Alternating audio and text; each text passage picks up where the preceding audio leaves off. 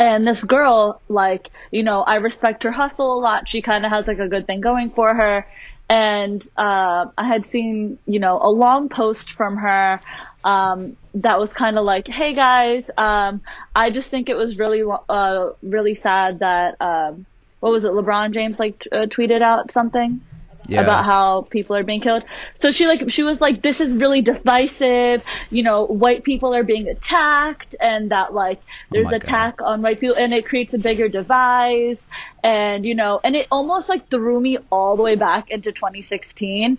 And I'm like very good at just like not responding to things, but I was like, I might be the only person that comes across you in your life that can open your eyes. And if that is going to be my purpose today, that's going to be my purpose today. So I hit her up, and in the most kindest language that I could, I tried to explain to her that her saying that that was an attack on white people is making it about white people when there's a bigger problem here and you're focusing on the wrong thing. We ended up FaceTiming later that night, and okay, yeah. We ended up FaceTiming later that night, and she was with she lives in a very conservative area. She's like in the middle of America, like around majority white people, and her friend who defined herself as super conservative was also sitting next to her. And I ended up getting to a 3-hour long conversation with them while they kind of said like, I don't feel comfortable saying that this Ahmaud situation, he you know, was killed because he's black. I can't say that. And I can't say that these white people did anything wrong. I feel like this is an attack on white people. I feel attacked as a white person, and I'm tired of being attacked as a white person. I wasn't a part of slavery. Why am I having to like repay for it?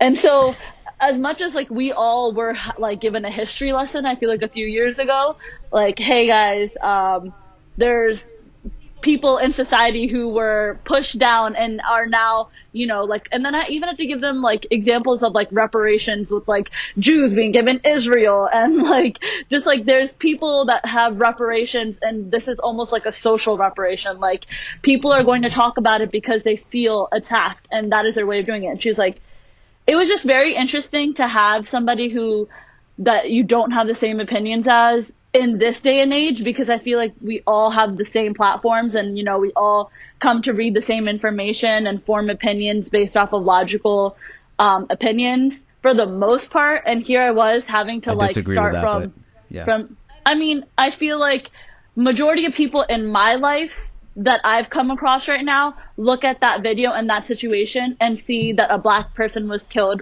under like wrong pretenses.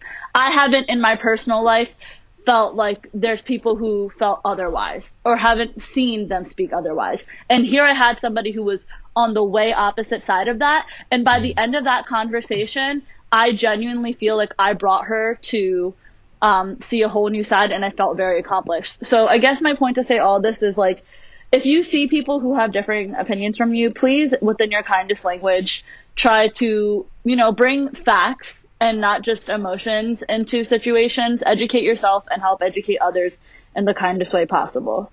Yeah, I mean, like, if you look at the video, right? I mean, take all that away. Just when you consider something like this, where you see the video, you see clearly that it's just like, this man is being hunted down, right? This is not a normal situation. This is not a normal pull over, let me talk to you, let me see what's going on, citizen's arrest type of thing, defenseless person.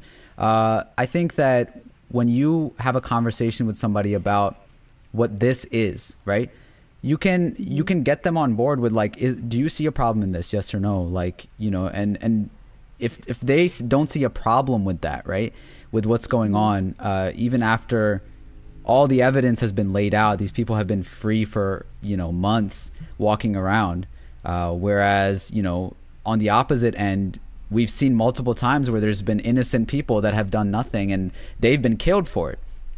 When you look at something like that, and then you take the social aspect of it and start talking about that, you are already completely dismissing what the situation is.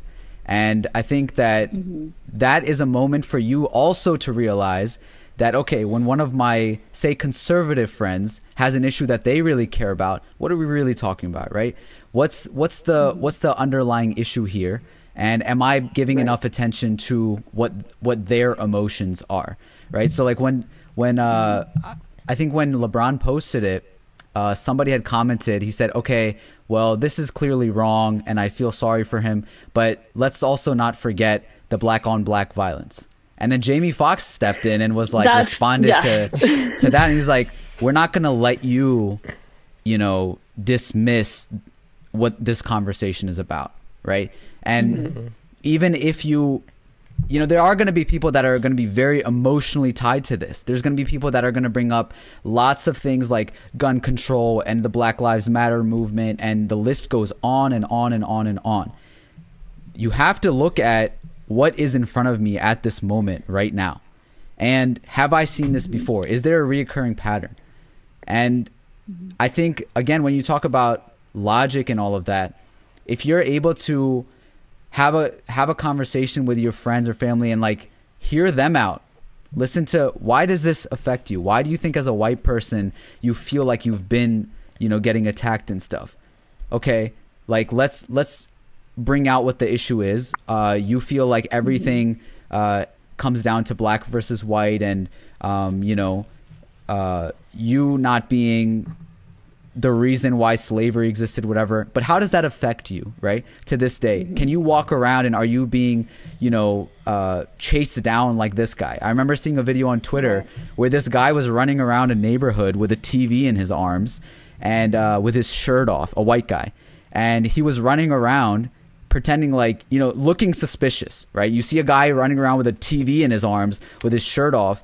Did he steal that? Did he run? And that clearly looks suspicious. Whereas in this case, Ahmaud did not look suspicious. And he got waves. People are waving to him saying, hey, what's going on?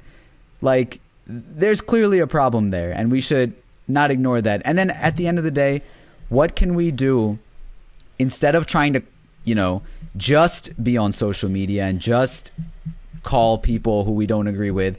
What is the real action? And I think that what people ended up doing, which is signing that petition and raising money to get the word out there about this situation, was the reason that people, the government was pressured to put an arrest out for, the father and the son who did this.